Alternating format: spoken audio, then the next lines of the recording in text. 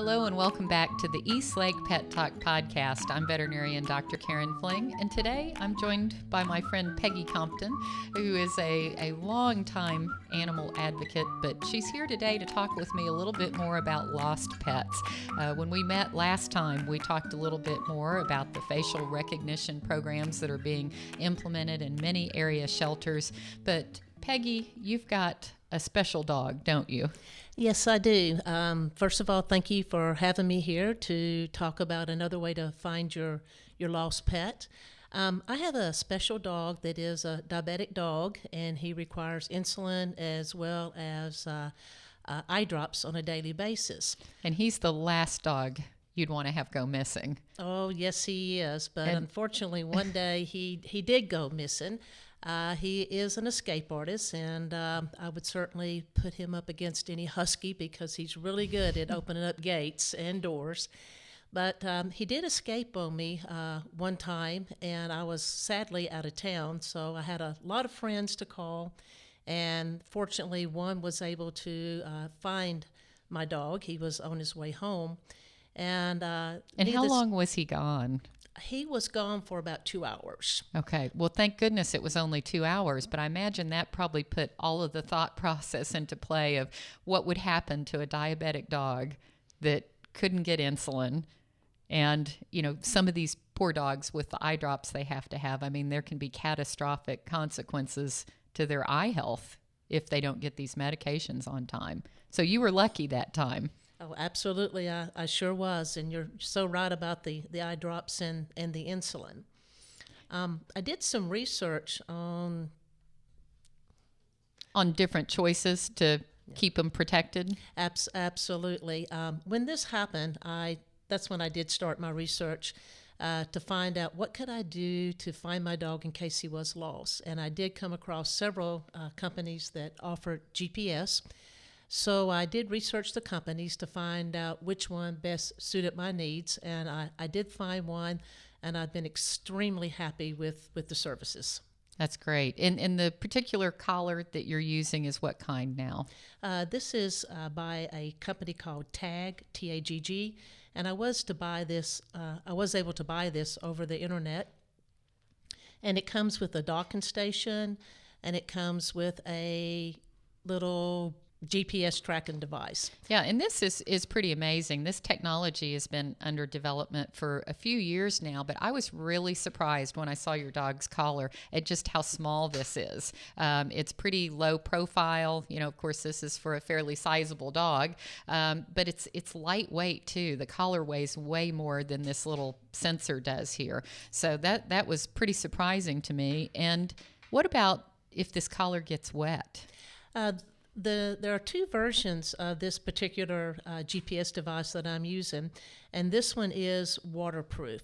So if your dog is a water dog and you're out in the woods with your dog, you don't have to worry about the GPS malfunctioning or anything. That's great. And then so literally this little sensor here will track back to you to let you know where your dog is if they show up missing. Is that right? Absolutely. And how do you track them?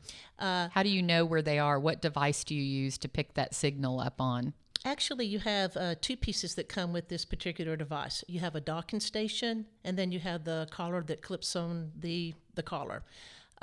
You can go to your computer, and then you can set a tag zone for wherever you want your dog to be centrally located, like a home zone. Anytime your dog enters out of like a 90-foot radius or more, you're going to get alerts sent to your cell phone or your computer, a text, email, whatever you need, and as well to relatives or friends. And you'll know your dog has gone out of this particular zone. So literally you can tell if it's outside the perimeter of your yard. Absolutely. Or even outside your house. Absolutely. You would know where your dog was, and you'd get that alert right off the bat to know that he was missing. Yeah, it takes about maybe anywhere from 5 to 8 minutes for you to get the first alert because the GPS does have to sync.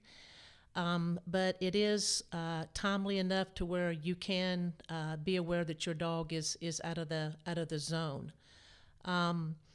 how this works with your cell phone, there's an application that you download, and this works with Android as well as an iPhone. The particular company that I'm using, it works with Verizon or AT&T.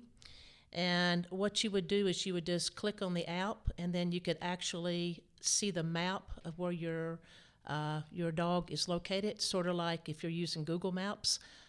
You can get a hybrid location as well as you can get a street location, and you can also get directions as to where the dog is located. Wow, that's fantastic technology, and I know several pets that I'm going to recommend this for. Some, as you mentioned, are escape artists or runners. And in talking with some of the pet detectives that are out there, some of these dogs that are the escape artists and the ones that bolt and run, their usual behavior pattern is that they will run and run as fast and as hard as they can until they tire out. And so sometimes they'll run for 24 to 48 hours, and then they will kind of bed down, hunker down, and be out of sight for the next 5 to 7 days until they get so hungry that they decide to come out again. And that is a long time to go without knowing where your pet is or without being able to intervene and help in terms of a rescue effort. So I just love this collar, and I would definitely recommend that anybody with a special needs pet, certainly a diabetic or one that has that sort of urge to roam and escape artist tendency, consider having this sort of technology. And so, Peggy, thank you so much for sharing your personal story and what you've learned through your research. And, I'm just thrilled to see how much smaller these collars have gotten and how user-friendly they are. It's really pretty remarkable technology. So hopefully we'll keep not only your dog, but many others safe. And thank you for joining us. And we're going to take a little break now. But when we come back, we're going to meet with another guest, a real pet detective, not Ace Ventura, but there's a lot we can learn in terms of pet tracking and how best to keep our pets safe and keep them back home. Well, we're back in the studio with Kat Manning of Doggone Detectives. And Kat, I'm so happy you were able to join us. What you do is so very, very important. And I've actually had the experience of working with Kat to help relocate a dog. So tell us about what you do. Well, I have Bree. She's a detection dog, and she's trained to trail a dog that's been missing. So, when your dog goes missing, we bring her out and she'll track your dog whichever way it went. And well, it's really such an amazing thing to see. And I know at first when I heard that there were pet detectives like you, I honestly didn't know quite what to expect or what the process was like. And I was a little skeptical when I heard about it at first until I actually saw what Breeze did. And actually I had the pleasure to work with your dog Breeze. And it was nothing short of amazing to see how the tracking process went. And what made me a believer, I don't know if you remember this, but when she walked past the bloated, several-day-old dead raccoon and kept going on that scent, it was just nothing short of remarkable. Yeah, I don't remember that, but that's what we train them to do is to, not focus on other things, just focus on what they're focus on for. That scent, that one thing that they're looking for. We're not looking for bunny rabbits. We're not looking for squirrels. We're looking for a dog. And she's a retriever, and I would imagine many retrievers are kind of wired that way to where they are so scent focused and interested in sniffing other things. Right, and interested in chasing ducks and stuff like that. So those sort of it's things. A lot of training. Well, what is the best advice you have for a pet owner that's lost a dog? What would you suggest that they do? Well, first of all, call us. Okay. I mean, the sooner the better, obviously. But, a lot of people think that it's been too long, and it probably hasn't because, Breeze can follow a trail that's a couple weeks old. Wow. Yeah, so... And certainly earlier is probably better, right. But you earlier shouldn't is better give up. Because you don't know what's happened to the dog. He could get hit by a car or, get picked up or whatever. So obviously the sooner the better, but, just still call us. Okay. And then I know in our situation, you were able to really kind of talk through the circumstances and help us put our thoughts together on where to look and what kind of things are best to use as far as scent items to track a pet that's been lost. Anything that pet has been, playing with or laying on or, carrying around in its mouth. And usually, if you have more than one pet, there's going to be more than one scent on that article. But, try to find something that's mostly just theirs. Okay, so something where there's not multiple scents and something that's a high contact item. Yeah, and even if there is multiple scents on it, she can still work it out because there's only going to be one trail out there to follow. That's amazing. Yeah. Well, I know it's been a busy week for you and for Breeze, and as I understand it, there have been 5 cases you've been working on, and so far 4 out of those 5 have actually made it home. Yes. So that's a big. She's on a roll. Big bit of news. Yes. Well, she's come in today, and I know you were working just this morning before you came over, and she's covered in mud. She looks pretty tired, but we're going to actually join up with Breeze and with Kat Manning and go out and see her work. It's a pretty amazing process. Okay, well, we're outside now with Breeze, and we're ready to get started. So tell me what the process is from here. Okay, so what we do is we take an item from the pet that's lost, a Right. toy or a bed or collar or something like that, and then I let Bree smell it, and I tell her to hunt, and she'll walk around until she finds the trail, and then she'll just go. Okay, So- well, great. We don't have a dog for this toy, but I'm just going to show you how she will look around for the trail and then. Okay, very know, good. how All we do right, it. well, show us what command you use and Okay. how you get started here, and let's watch her work. All right, Breeze, check it. Hunt.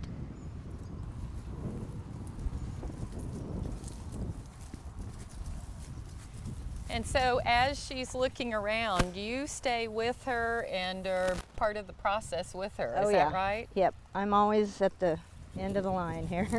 Okay, well, that's good. And then the client goes with me too. So this is a process where not only Breeze and you, but then the family as well Right. goes along too. Yep, that way if we, run into the dog, they can go in and get their dog. And she's looking really hard for the trail of this dog that doesn't exist. So will she go through water and mud and all Oh, sorts yeah. of terrain? Mm-hmm.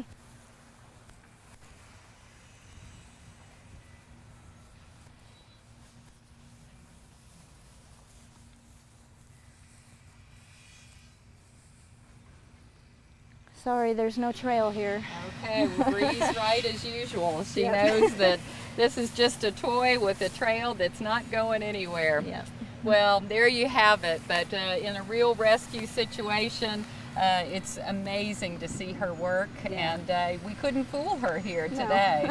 So, but On a real trail, we'd be gone, down the road or wherever the right. pet Well, that's went, what I've seen her do, and I know for one, I was amazed to watch her go off in a totally different direction, and then see her do a wide sweep with lots of zigzags and wind up at an intersection where we knew this dog that was lost had been seen. So, pretty impressive to see her work. And again, just a reminder: if you do have a lost pet, don't hesitate to call Kat Manning at Doggone Detectives. And earlier is better, but as you mentioned, don't give up, even if it's been a couple of weeks or so. And the most important thing is when you know there's been a sighting, to try to get on that trail again. Absolutely. And hopefully, with more people knowing about you, we'll get more pets back home. Right. Thanks so much for watching. Well, that was a lot of fun to watch her work, wasn't it?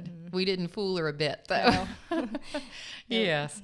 Well, it's amazing how well these scent detection dogs or tracking dogs can work, and I'm so delighted you could join us today. And we're about out of time, but we're going to be back the same time, same place next week, and we're going to actually meet one of Kat's friends who is a cat detective. Is that right? Right.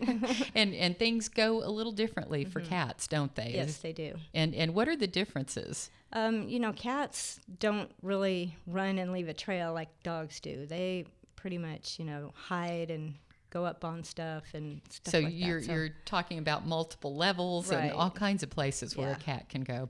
Well, that'll be a lot of fun to learn more about that next week. So be sure to tune in and listen or watch. And we are available on iTunes, on Stitcher, and you can always subscribe to our YouTube channel. And actually, we're just about 4 away from being available on iHeartRadio. So please reach out to us, subscribe, and also call us with any questions you have at 972-808-6038. Thanks so much for joining us.